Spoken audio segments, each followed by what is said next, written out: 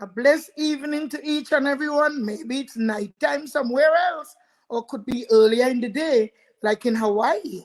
Yes, this is Mama Coco, and you are live with Mama Coco here. Yes, my name is Cora Panted, and this evening we are excited because here we have on the second rounds on my show. Yes, brother Gabriel O'Souna. Yes, Dr. Real, aka Dr. Real. I'm here with the doctor. And here we have Dr. Real. Yes, Dr. Real, round of applause. Welcome back. Hi. Good night, good night, good night to all and Welcome back. sundry from the shores of Trinidad and Tobago, the sweet Twin Island Republic of Trinidad and Tobago, all the way to the United States of America and even across the world. It's a Yeah, pleasure to be here. Guys, feel free to like and share Mama Coco's page as well as the live. We have so much to talk about, Mama. oh, to talk and look, it seems like our favorites are there waiting. They're waiting because this evening we are going to be thrilling them with a lot of, as I said before, I used to run my own show on my private page with political topics and themes. It's not that I couldn't continue, but I was instructed from within, like from within my spirit, that I should get professionals. I should bring the people who have a lot of evidence in black and white, people who participated in the act itself, people who are involved, people who were mistreated and misguided, and people who can shed the light a little bit more brighter. It's not that I can't say anything now. I will be saying a lot of things I choose not to say because I have to say I heard it. Hello. Right. Someone told me. Someone sent a message for me. So it's like everything I'm trying to say is like reading the news, listening to people who will say something today, but tomorrow it's a whole new story. So we have to use everything is alleged. Alleged. Because I don't know what's happening in Trinidad and Tobago, that everybody just get some new moral compass, and everybody just get woke. Everybody who make laws, they're not recognizing that the laws that you make today when you are in power is the same laws that are going to judge you when you're out of power or when you want to get back into power. The laws would be there. And do so doesn't like so. And I want people to know in very colloquial terms.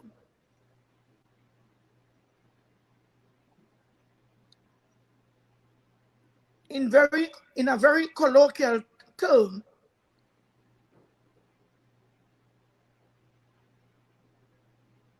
that if it's good for Peter, it's good for Paul. Right. And when you do something like the way elections always running when you are in power.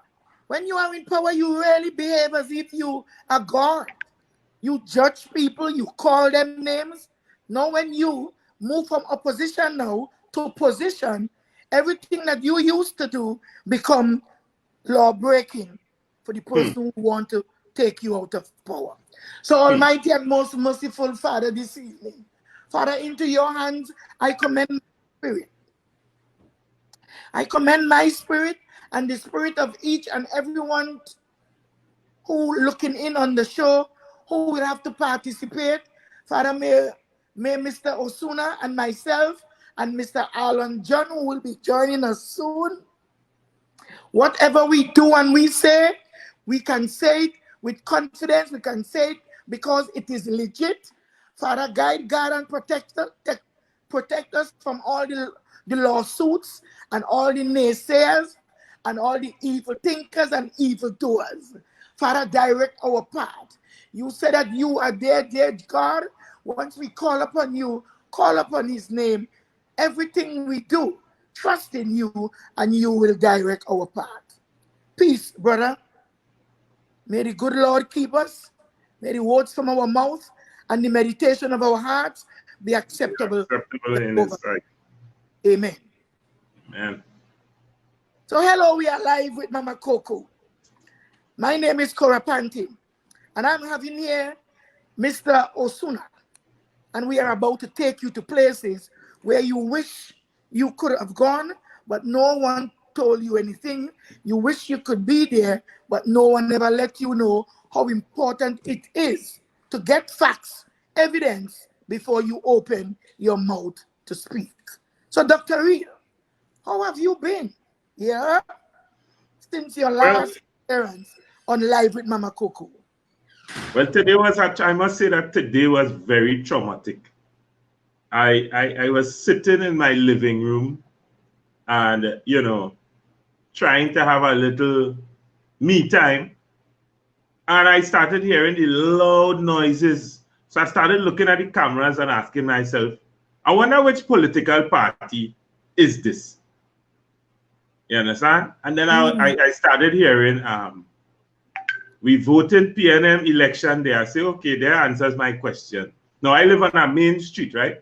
I live on the main field road that connects Santa Flora to Point 14, which is two different streams of traffic in essence, because you can leave San Fernando and proceed directly to Point 14, and you can also leave San Fernando via Bebe, Pinal, Siparia, and proceed directly to Erin, right? So these are two different streams of traffic.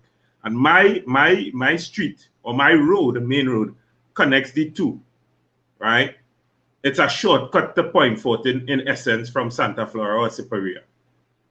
So I looked out my window and I realized the truck pulled up directly in front of my house. The glass in the windows was shaking. The glass in the kitchen, all the glasses in the kitchen on the shelf started rattling. So I walked outside to my porch and I wanted to ask the driver to kindly lower down the music. When I got there, I saw a Nissan Almera, gold in color, pulled up alongside the truck, blocking the traffic that is proceeding to Santa Flora and proceeding from Santa Flora. So in essence, blocking the entire roadway. And the driver is screaming to the driver of the truck, ah! And I'm like, this just makes no sense. How do you expect the driver of a music truck with the music on full blast to actually hear you? You all could pull aside somewhere else, you could motion to him, and then you will be able to have a proper conversation, not you trying to shout in the middle of the street while keeping back two streams of traffic. I mean, the motorcade already has its fair share of traffic behind it. Why would you try to obstruct persons proceeding from Point 14? So I tried to get the attention of both drivers, and apparently the person in the car got very, very irate, you know? So eventually they drove off, you know, and when they got to the area I motioned them to, which is about 4 houses away, they apparently turned around. When they came back, the person in the vehicle, the car, decided to try to taunt me by pulling up in front of my house and just staying there and saying, we voted PNM, we don't care. We voted PNM, we don't care. And the funny thing about it is my neighbor, who is a retiree on the right-hand side, or the western side, she just came back from Canada. She came back last year from Canada. She retired after being living there for 30 years. And what I found very ironic, is that she came outside and said, PNM is my party. I don't care. I'm voting for them come election day. I don't care. In my mind, it was ironic to know that this lady fled Trinidad and Tobago in the 80s, late 80s, early 90s, to go across to Canada, a country where systems work, to make a life for herself and a livelihood. And her children now live there. And when she retired, she came back to Trinidad to live like a caged bird, because she has high security fence, she has burglar proof, and all these things in her house. And most of the time she spends is inside because of her fear for living here. And yet still in all this, you know, ambiguity, she chooses to be ironic and to be very, very sarcastic and says, I vote in PNM and I don't care. And I say, you know what? That speaks to the general consensus of the citizenry. We just vote for what we want and we don't care. We don't need a reason. We don't look for policies and values and, you know, performance. And it's very appalling, you know, to see that at this stage of the game, we still do that. Additionally, I saw a video circulating on Facebook with Mr. Griffith micromanaging the police service, you know, and it was funny how he was speaking to the representative for Diego Martin, Miss Marsha Walker, I believe is her name. And very powerful woman, because you know how we feel about powerful women. Who is she running? Which party is she running for? She's representing the UNC. And she was part of a motorcade, and there was a PNM motorcade as well. And apparently Gary Griffith, in short pants, sportwear, came out of the vehicle, stopped the truck on the motorcade, asked them for if they applied to him for permission. So the normal procedure, as I could recall, is that when you want, now the motorcade has a police escort, mind you. So Gary Griffith intervenes, even though Marsha Walker would have applied for permission to have the motorcade. Henceforth, she received the police escort.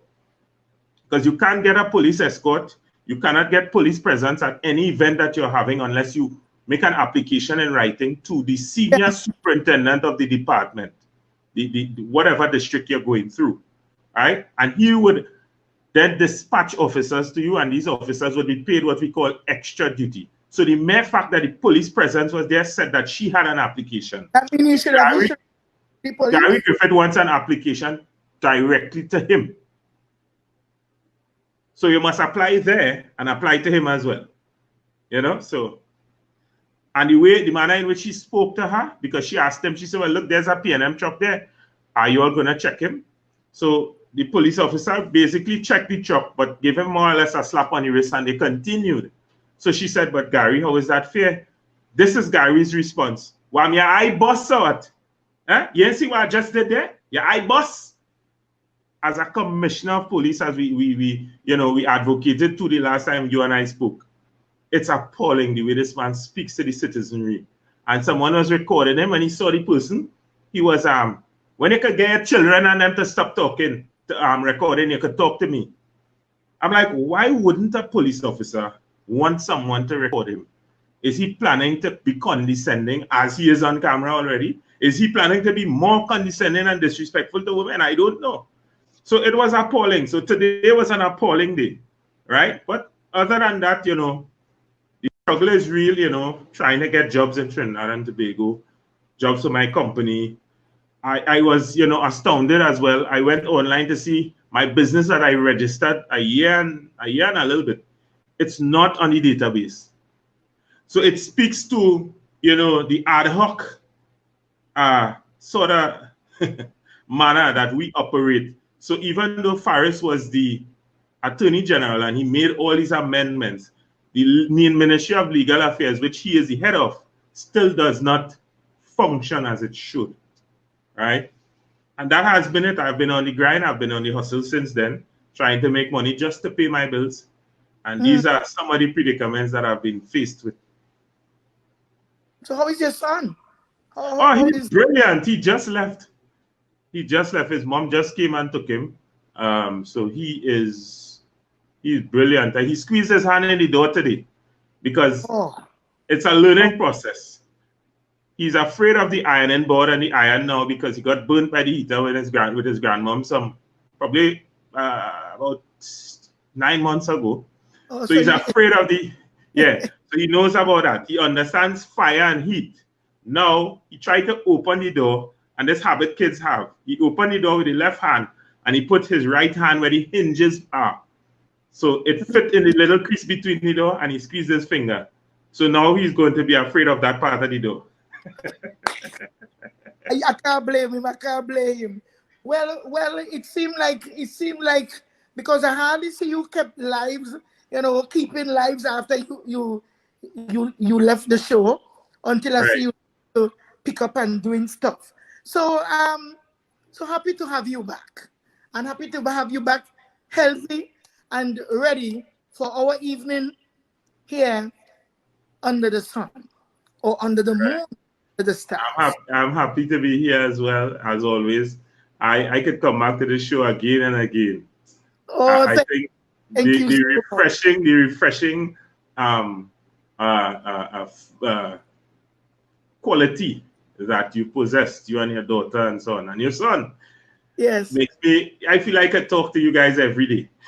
Oh, so we become family. Yeah, Of course.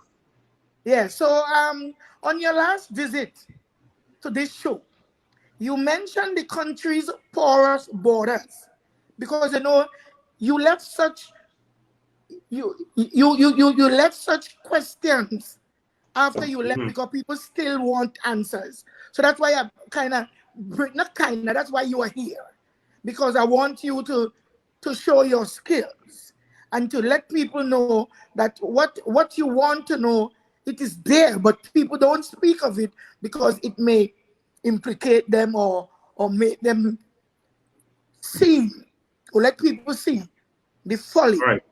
of their life and their mistake. So on your last visit to this show, you mentioned the country's porous borders as an ongoing national security issue. Yeah. How come we no longer hear about the Venezuelans, the Venezuelan refugees? Yeah? Have they Yeah. stopped coming? No, they have not stopped coming. Just this week, 200 Venezuelans were discovered by the police. 150 in one instance, I believe it was Wednesday. And yesterday they discovered a few more, and earlier in the week as well. So they have not stopped coming. I think the police and the people are busy with elections. So Venezuelans are the last thing on their mind.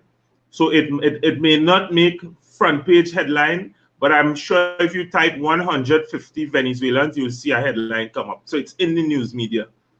But it's not the main focus at this time, because most people worry about who's going to win the next election.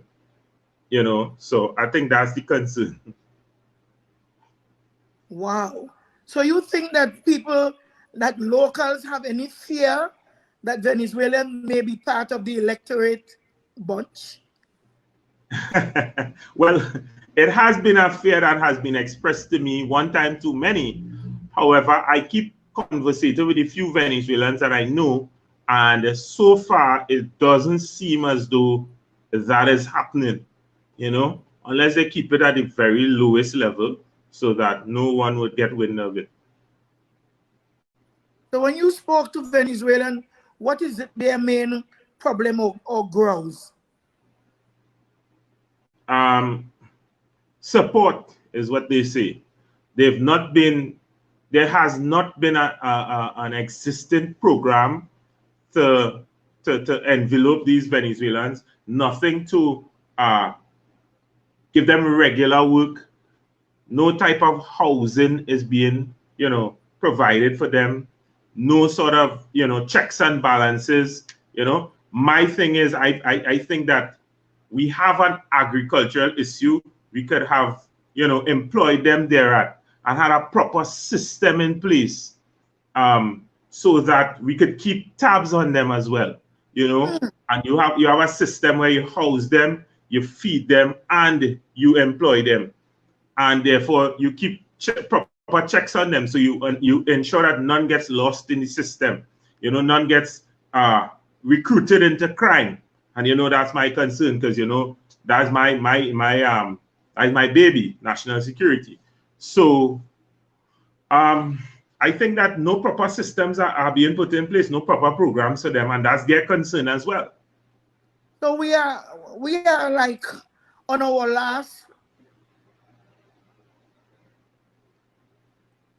We recently passed the 1 year mark, right?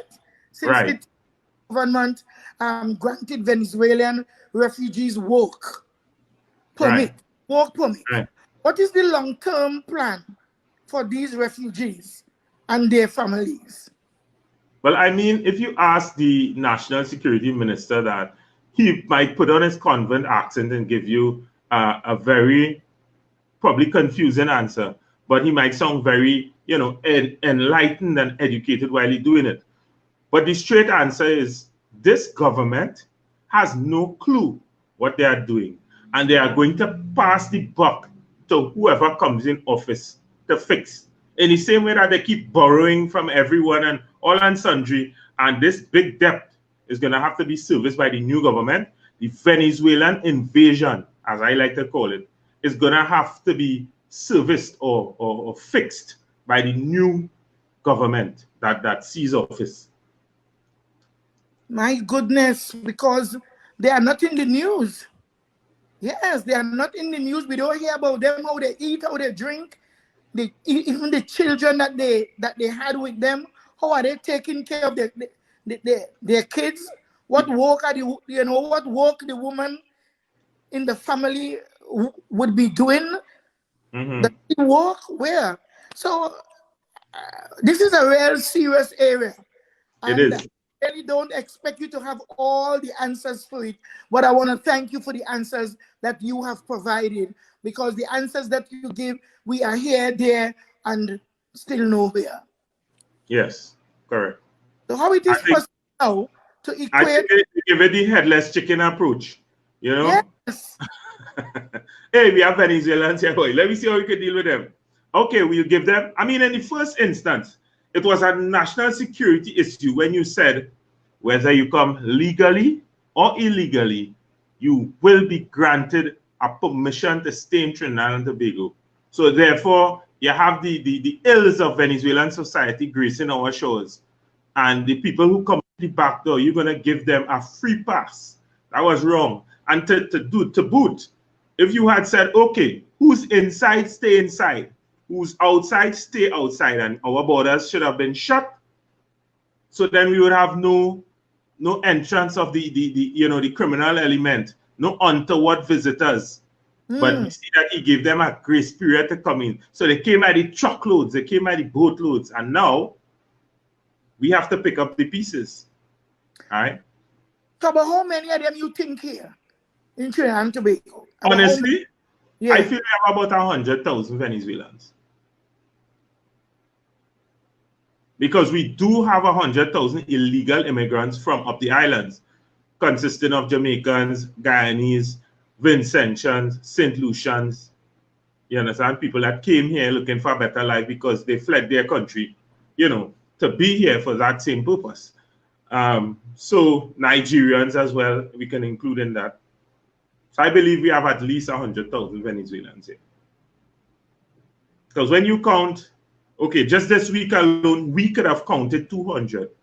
And our borders are so porous that 5 times that amount could come in unchecked. These are people the police managed to bounce up. The police managed to get information on. Wow. Our island is an open sea polka, so there's no telling. I believe that we have at least 100,000 Venezuelans here. Because I know a lot of them who are unaccounted for.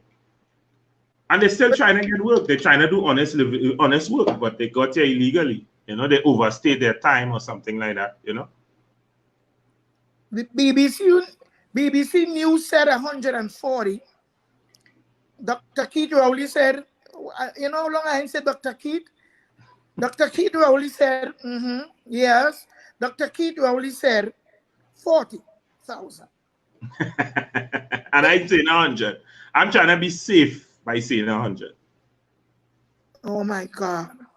But I believe that the BBC News is right. We could be closer to 150. Because they keep coming. And obviously they ain't going back, right? And the funny thing about that, it kind of reminds me of, tell me if this sounds familiar. Oh my God, and there's the question. It's almost as though I predicted the question. Well, let me finish this and then we go on this. So you are saying now that we have that amount of people that came into our country and our healthcare system and change, our work system and change. We ain't get no more money, or maybe we will hear that later. Well, now, how is it possible to equate return of citizens to free and open borders where tourists and refugees are concerned? Well, first things first, I was going to say, I was going to end off the Venezuelan conversation by saying that it's interesting to know that one of my clients is a Venezuelan. And every time she comes here, because her mom is my client, actually, the first person that was my client, funny how life is, eh? I was driving down the street, and I really don't pick up, passengers on the road as such. I rarely do that. And I saw this lady. I looked to the right. I saw the clouds. The rain was about to fall. I saw this lady with 2 young children, and the Spirit said to me, "Pick them up." When I picked them up, long story short, she became a client. Her mother became a client. Her sister became a client, and she has a sister in Venezuela. Her sister is trying to come to see her mother, and the same disgusting disdain that the persons who are trapped abroad are being met with through this long drawn out procedure. And every time they think there's a new excuse, and it seems as though they are being given the runaround, that's the same system the Maduro government is giving this lawful Venezuelan who was born in Trinidad and just wants to come across here to see her mother. Funny how that works. But Venezuelans are coming here illegally every day. But because she chooses to use a legal route, she is being faced, with a hard task and damn near impossible, right? How is it possible to equate returns of citizens to free and open borders where tourists and refugees are concerned? That's a great question. And my first response to that is the borders are not closed. Let's not play smart with foolishness, right? Let's not try to mince words. The borders of Trinidad and Tobago are not closed. Semantics. It's theatrics and semantics, and playing smart with foolishness, according to the deceased Patrick Augustus Mervyn Manning. Playing smart with foolishness is what we're doing, because private jets land and take off every day from the Piaco International Airport. And in some instances, from the Arthur Napoleon Raymond Robinson Airport in Tobago as well. That's the information I have received. But in spite of that, when you apply as a normal citizen, it's an issue. There are persons returning every single day. There are persons being asked the question, who are you voting for, PNM or UNC? And if they suspect that the answer is UNC, you get thrown to the side. So that there is real talk for you, Mama Coco. Hey. And funny how tourists, you said tourists and refugees. I don't know if you want to consider, anyway, let's not get into that. But the long and short of the thing is, my opinion, and based on facts, the borders are not closed. But the transiting and traveling public are being carefully selected by the PNM administration based on their whims and fancies. And for me, it means that our citizens are not being treated the way that they constitutionally are entitled to be treated, because the Constitution guarantees freedom of movement. So then you cannot take them to task or punish them for traveling when there were open borders, right? As well as the Constitution guarantees that they have a right to vote. So you are having an election and they have not returned home, and you are not doing your utmost best to ensure that they do. Wow. So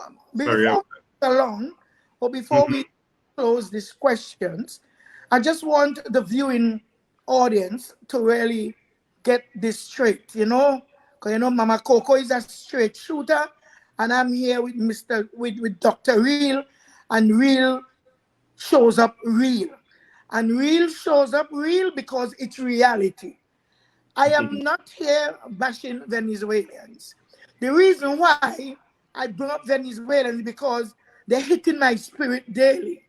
Because as one who migrated, and living in America, I received my legal status while I was here. And I know how tough it is. I know how tough it is to get by. Whether you're legal or you're illegal here in America as a woman, and you don't have schooling or you don't have a degree.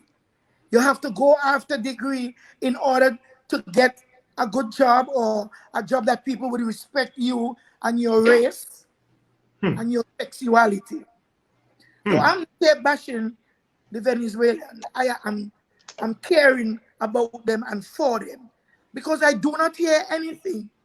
And it bothers me because while I was in Trinidad last year, I saw some things with my eyes and I was shown places in St. James that they usually concentrate.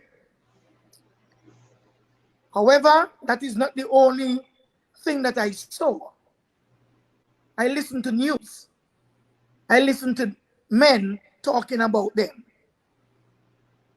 I'm sorry that my Wi-Fi is off and on. I don't know, I have in my phone. Okay. And so I'm not bashing, and I don't want anyone to believe that you are here bashing also. Okay? You are here and you're not here doing what people think they want to hear. Well, the thing is, Mama Coco, my personal belief is I feel for the Venezuelans as well. And I want to insist on our authorities, the persons in government, putting a proper system in place for them. Because I have a lot of Venezuelan friends. You will keep talking. Let me go check out this Wi-Fi and come back, okay? No problem. So, you know, about this Venezuelan issue that we keep having, how can we rest on our laurels when we have Venezuelan persons coming here with a level of uncertainty as to where their next meal comes from? And it is scary. Yes, thank you very much, Nicola Hines. There are COVID cases in Venezuela. You have Venezuelans coming here and getting quarantined. You have Venezuelans coming here and being housed, right? You have Venezuelans coming here and having access to our country, which I don't have a problem with. However, why aren't we seeing the same olive branch being extended for our citizens who are trapped abroad? Is it that they have to come here illegally? Do they need to jump on a pirogue in Miami Beach and paddle all the way down to the Caribbean and then they will be treated with the same level of respect or concern? There are COVID-19 cases in Venezuela. Why we ain't so concerned about that? Why aren't we closing our borders? The TNT government has cited the global COVID-19 pandemic as justification for denying its own citizens re-entry at this time. Yet, sports teams and foreign, listen good, dignitaries have been allowed in. Why? You know, I could answer this question in so many ways. And so many schools of thought come to mind, none that the present regime are going to be pleased with. However, the reality is, suits, you understand? And be careful of being blocked. You know what I mean? I recognize that's happening all over Trinidad. Everybody being blocked, people being knocked off. You understand? And what's very striking is that our government could have such power over an internet service that they are not the owner of. Right. The thing is, Mama Coco, I don't know if you remember algebra in school or if I've taken it back too far. But every time you go across the equal sign, you do the opposite, right? And it must, in both sides, they must equate, right? For me, the amount of money spent on this side of the equation does not equate the results we've seen on the other side. So it Hmm. reminds me of algebra. It's opposite to algebra as far as I'm concerned.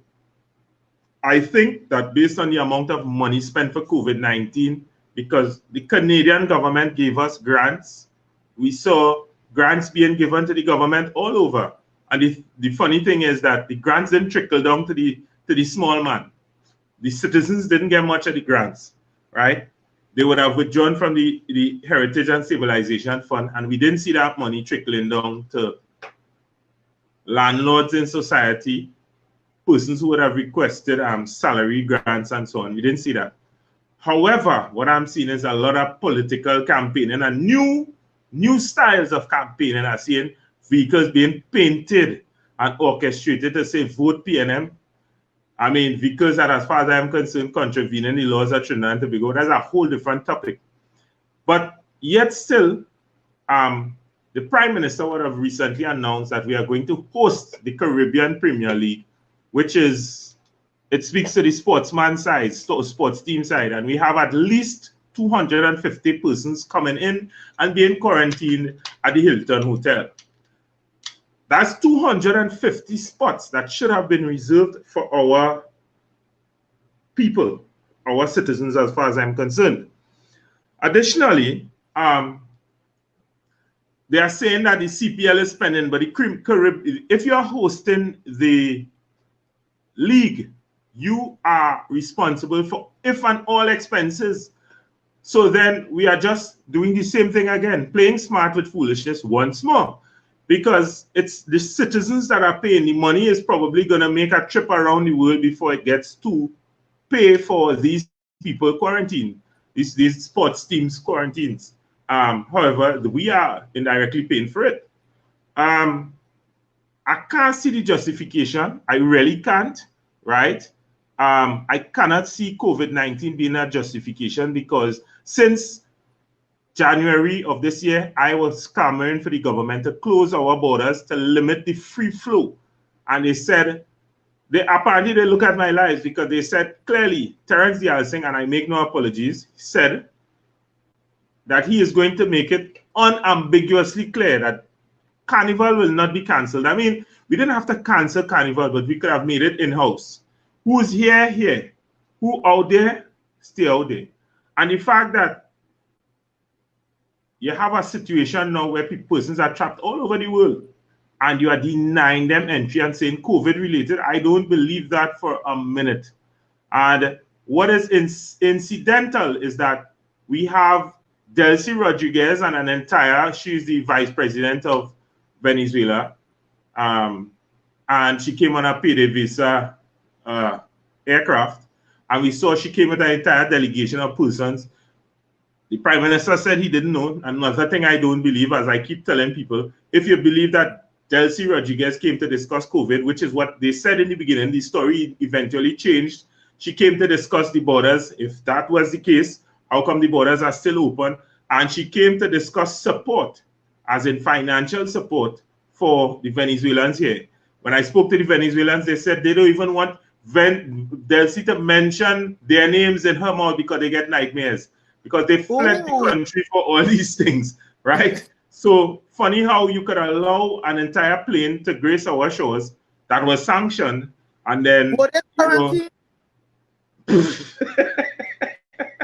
I was just about to say, I don't understand how they weren't quarantined, right? COVID wasn't a problem then. I guess when you come to discuss COVID, or when you say you come to discuss COVID, you don't need to quarantine. Then Penelope, come again? Were they tested? I don't think for the few hours they were here, they were. We received no confirmation of same. Additionally, so then few were the hours? They were here for about, I think they came in the afternoon and they left in the night. So it's probably about 12 hours. You know, I mean, 1 hour, 1 minute is enough for you to catch COVID, right?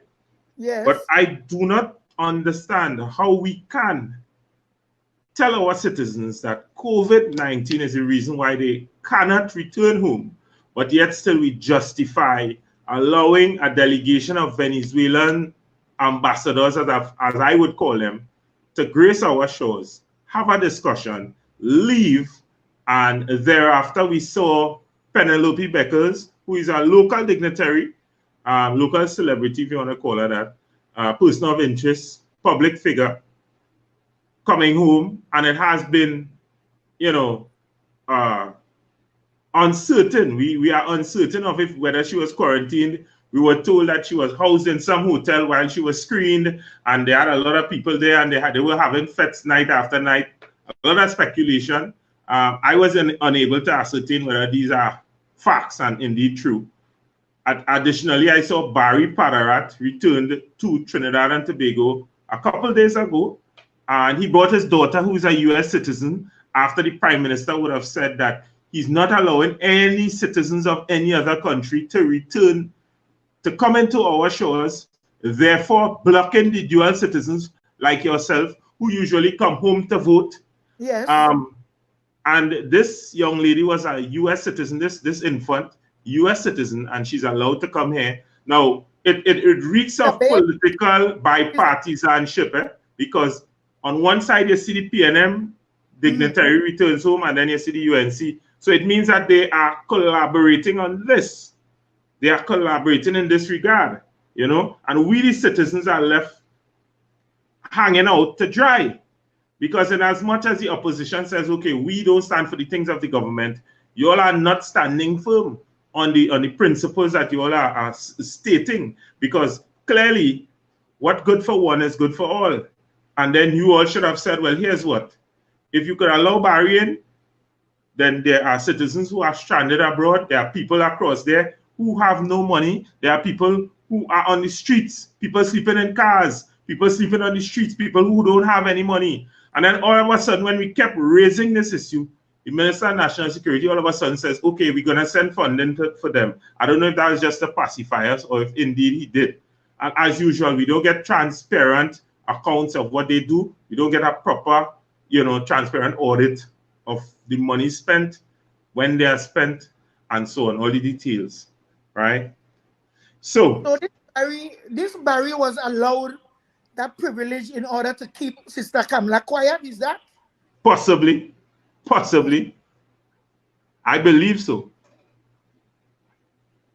So they're sending the money personally to people, or there's or through the Trinidad and Tobago Council? Like I said, transparency is something we don't get. So we have no clue what they are doing.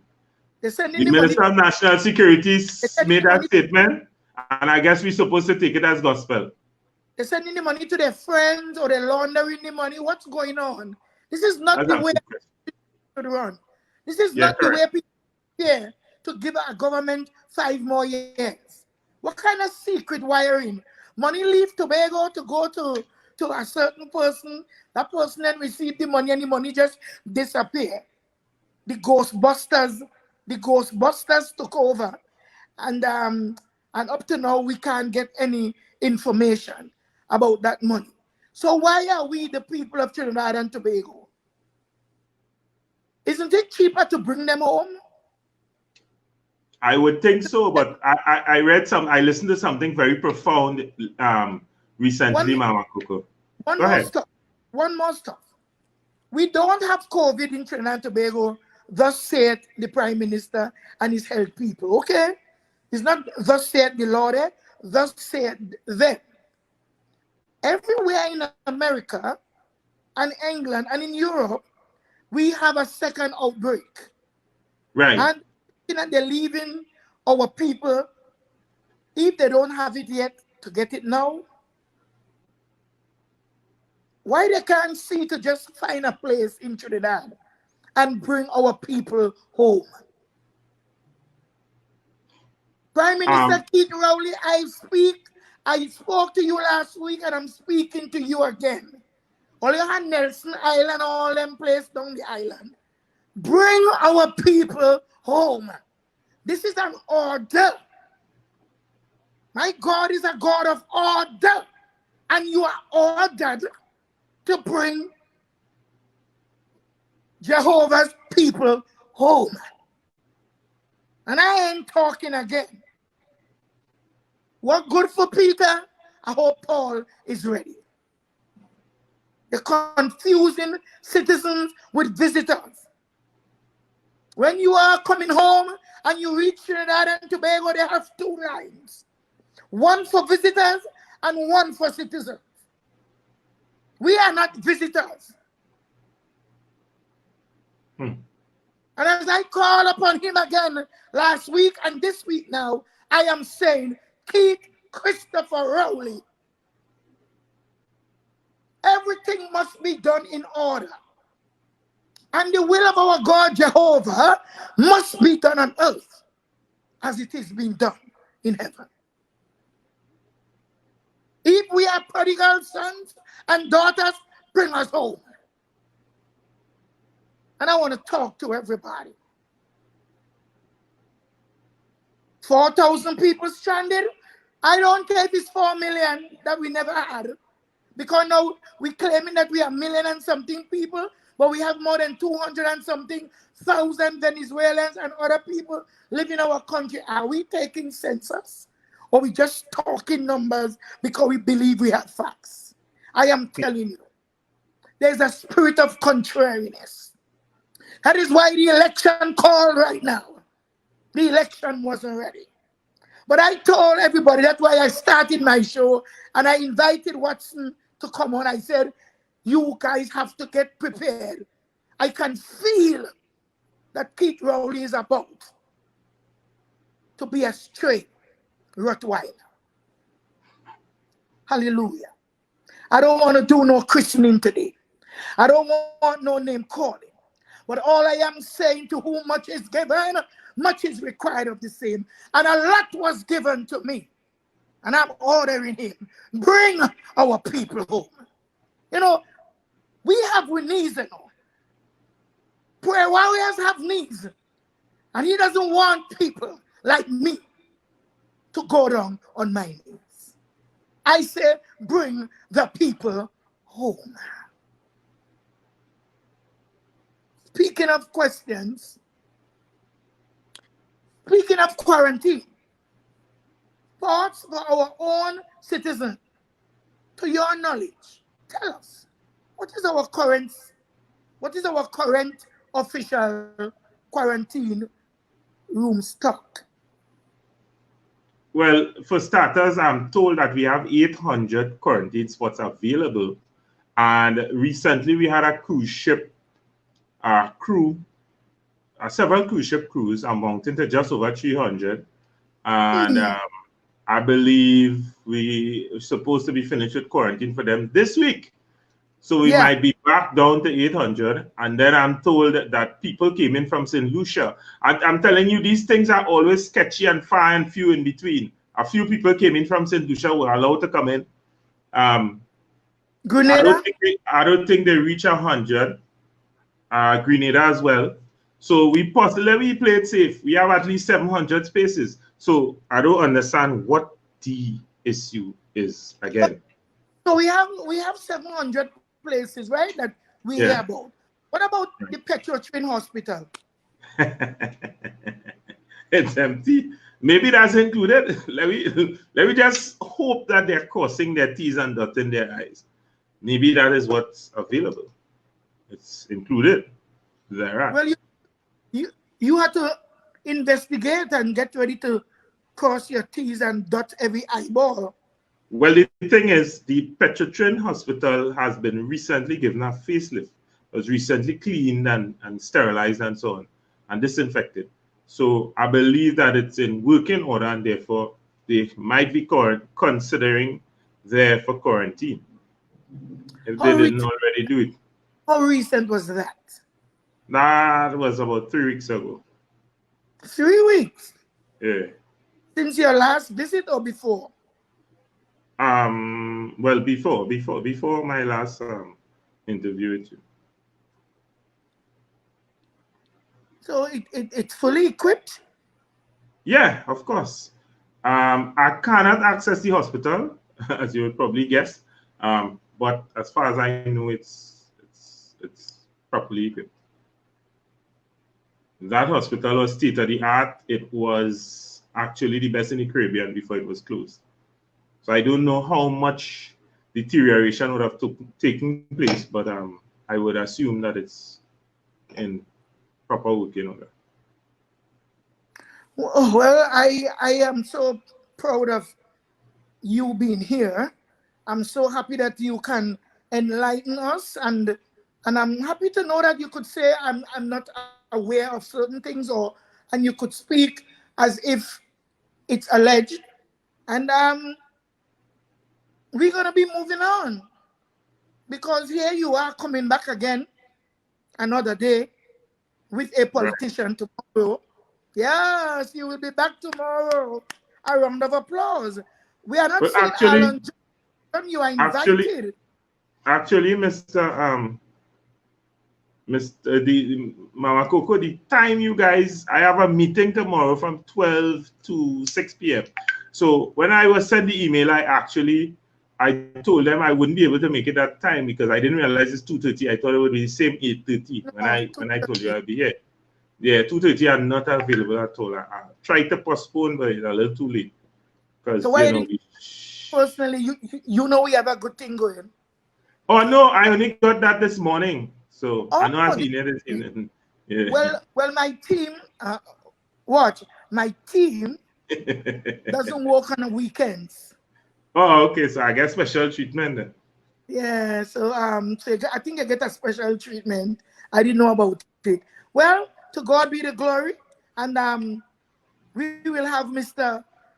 Edwards tomorrow. I hope he will be coming. Yeah, not be coming. I hope he will be on the show. Be coming, sound like be coming. So we're gonna be moving on, because we have a very serious question here for you. While no one has a crystal ball, let's imagine that Dr. Real got possession of one. How do you see the 41 general election seats splitting up? Give us some numbers.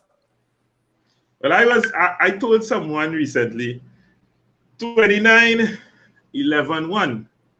But I'm more inclined to believe 29, 10, 2. And the 2 is for the PDP, as you might guess, in Tobago. And the 10 is for the PNM. And the 29 might be for a coalition between the UNC, the Progressive Party, and the I want to say PEP, but I don't think PEP in the race. Jack Warner might have a say because he's in Lupino, and I want to see some independence in that 29. That's what I'm seeing so far. So you think about Nikolai, the guy who's coming tomorrow that you were going to be here with? I think he's going to win his seat. I'm convinced that he's going to win San Fernando West, is it? Yep. Whoa. Yeah, he has been working San Fernando West for the last couple of months. He's born and bred in San Fernando West. He's a man of integrity. His reputation is untarnished. He never tried to con anybody out of any money. The amount of people that has only positive things to say about the young man. His track record is really, really a good one. I think his faults. Robert Wendell is saying 32 for the UNC, 2 PDP, and 8 for PNM. Wow. Robert, I like your crystal ball, bro. That's all I can say. I actually, some weeks ago, I had a dream, and I woke up with 29, 11, and 1 on my mind. And I told it to someone, and they didn't. They told me 29 was one of the numbers in the lotto. I don't play those things, so I wouldn't touch that. And they actually played 11 in the pick 2. And I had told them, I say, you have to be careful of 16. Because if you're saying that a woman is going to be prime minister, you have to think about Queen and 16. And they told me, well, that's 16 and 16. And because I remember Penelope had PBW 16 when she was a minister.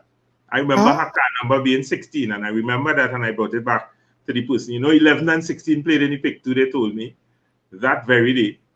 And 29 played in the lotto that week. Yeah.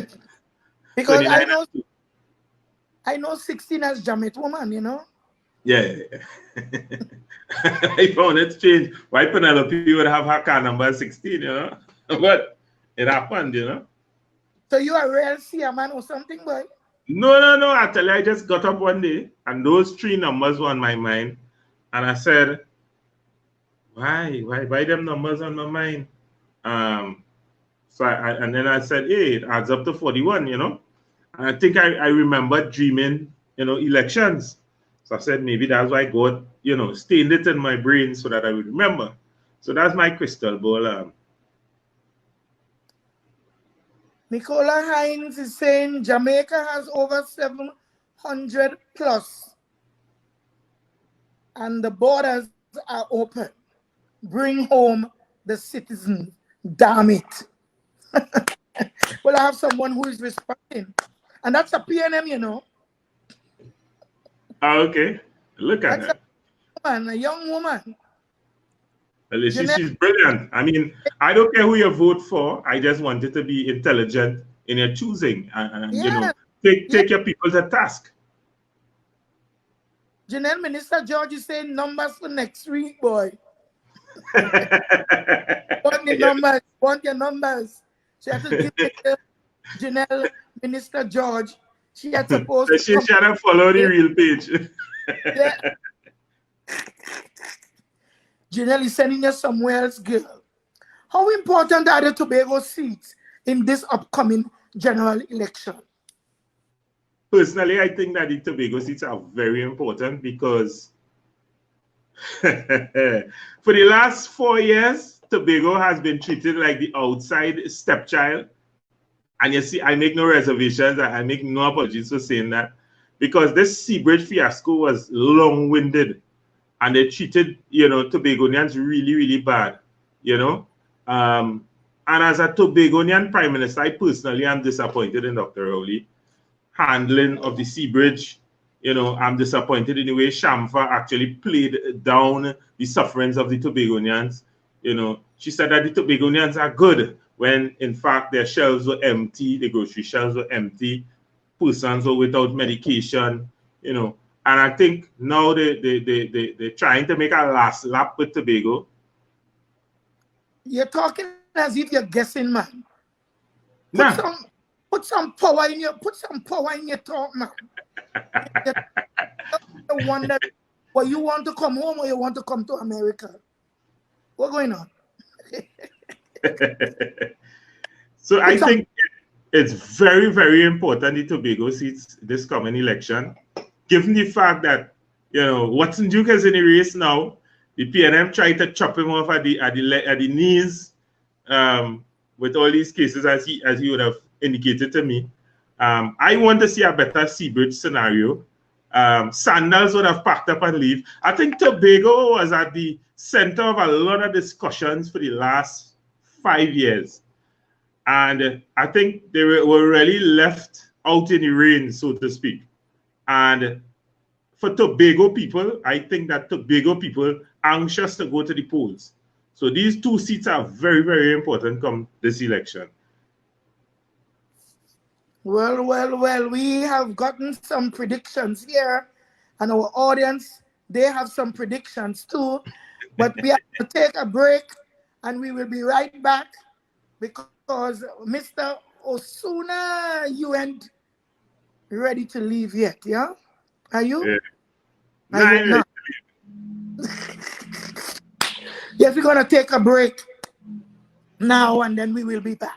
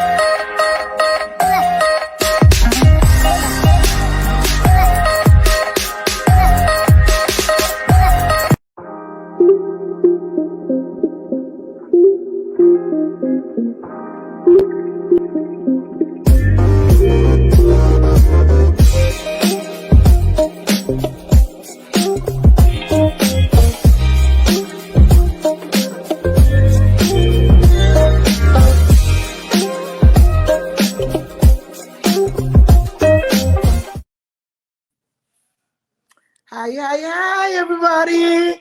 This is Mama Coco Life and Style. Yes, my name is Cora Pantin, and tonight we are being blessed and graced with a very talented, knowledgeable blogger. Yes, he has his own show. His name is Dr. Real. Yes, his business, his show name is Dr. Real, and his name is what?